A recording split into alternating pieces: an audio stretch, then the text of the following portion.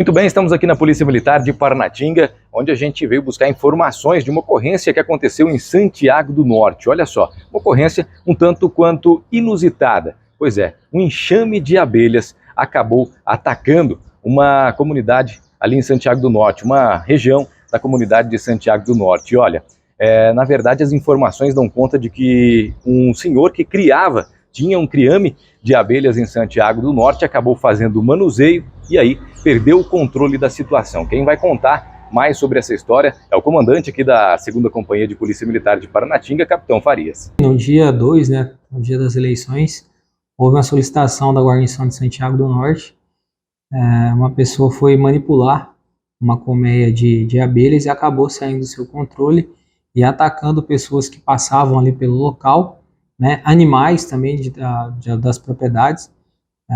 Acabou alguns animais ficando sem vida devido a várias picadas que recebeu de abelha, pessoas trancadas dentro de suas residências, 2 residências próximas, algumas delas eram alérgicas, então a Polícia Militar teve que intervir, os policiais militares teve que entrar com a viatura até a próxima residência para resgatar essas famílias.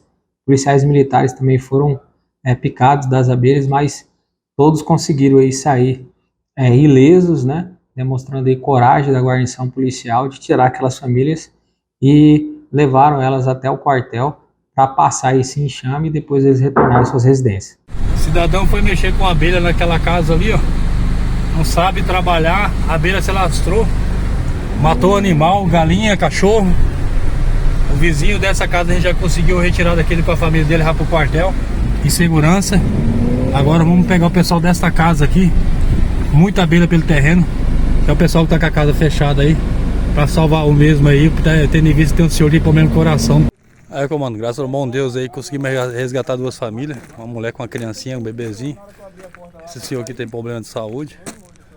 São tudo aqui no quartel, é a 2ª viagem que a gente dá aí. E pelo local lá tudo tranquilo. Graças a Deus aí, somente a guarnição que levou uma serroada de abelha aí.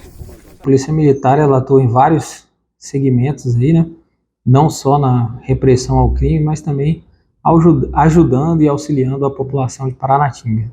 A gente está nesse município nosso imenso, 24 mil km², com 2 unidades, a CIA de Paranatinga e o nosso núcleo de Polícia Militar de Santiago do Norte, a melhor atender essa sociedade. Então pode contar com a Polícia Militar, nós sempre vamos atendê-los da melhor forma possível.